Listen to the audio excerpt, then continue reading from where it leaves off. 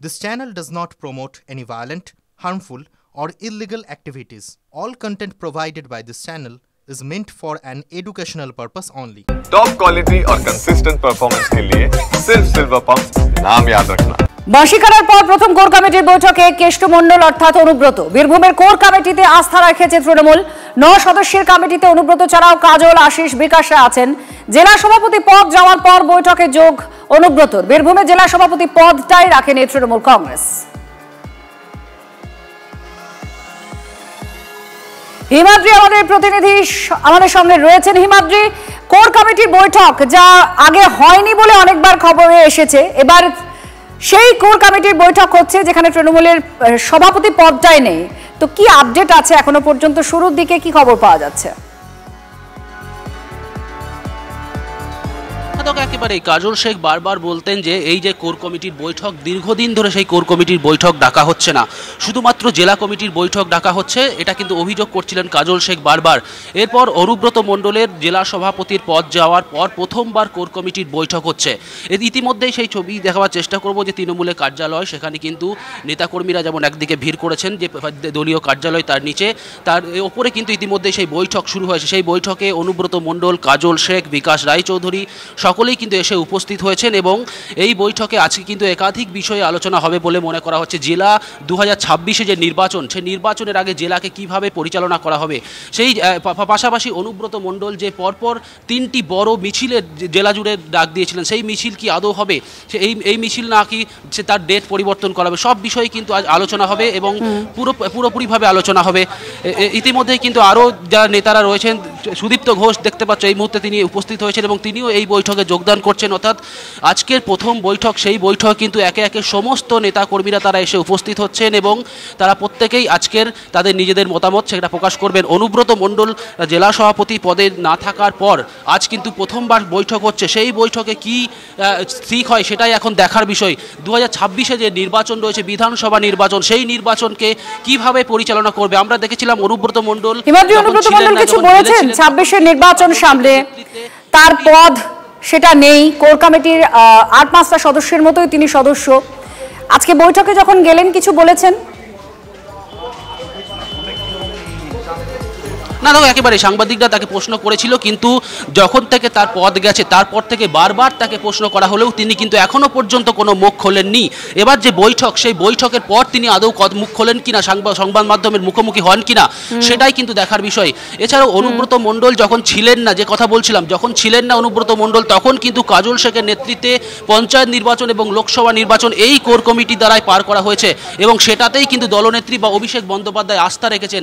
এরপর আজকে অনুব্রত মণ্ডল মিটিং এ রয়েছেন, কিন্তু জেলা সভাপতি হিসেবে তিনি নন। খুবই গুরুত্বপূর্ণ একটা পর্যায়ে। ধন্যবাদ। হিমাদ্রি আমাদের প্রতিনিধির সঙ্গে ছিলেন।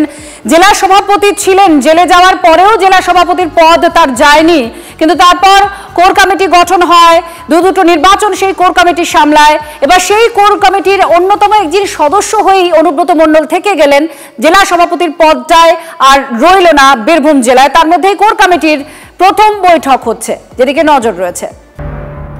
তমলুকে একটি সমবায় ভোটে তৃণমূল আর বিজেপির 2 প্রার্থীর মধ্যে তুমুল ধস্তাধস্তি, ব্যাপক উত্তেজনা, ধন্যবাদ পরিস্থিতি। ঘটনাস্থলে তমলুক থানার পুলিশ।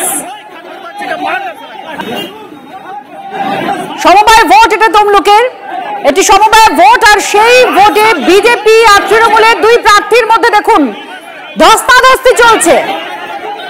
কনিষ্ক আমাদের প্রতিনিধির সঙ্গে রয়েছেন। কনিষ্ক, কি অবস্থা এখন আর কি নিয়ে এত উত্তপ্ত পরিস্থিতি তৈরি হয়? দেখো, মূলত সমবায় নির্বাচন ছিল তো তমলুক কোঅপারেটিভ সোসাইটির, ফলে সেই সমবায় নির্বাচনকে কেন্দ্র করে রীতিমতো দেখা গেল শহর তমলুকে ধুমধুমার পরিস্থিতি তৃণমূল এবং বিজেপির মধ্যে। মূলত যে বিষয়টাকে নিয়ে সূত্রপাত, তৃণমূল বিজেপির পক্ষ থেকে যেটা অভিযোগ, যে তৃণমূলের যারা প্রার্থী রয়েছে, সমবায় নির্বাচনে সমর্থিত প্রার্থী, তারা অন্তত নির্বাচন যে কেন্দ্র করা হয়েছে সেই স্কুলের ভেতরে তারা উপস্থিত ছিল এবং ভোটারদেরকে প্রভাবিত করছিল, এমনটাই কিন্তু অভিযোগ। সেই কারণে যারা পুলিশ পার্সোনাল ছিলেন বা যারা নির্বাচনটা পরিচালনা করতেন, তাদের কাছে বিজেপি নেতৃত্বরা দাবি করেন যে সমস্ত যারা প্রার্থী রয়েছে সকলকে ভোট কেন্দ্র থেকে বাইরে বের করানোর জন্য।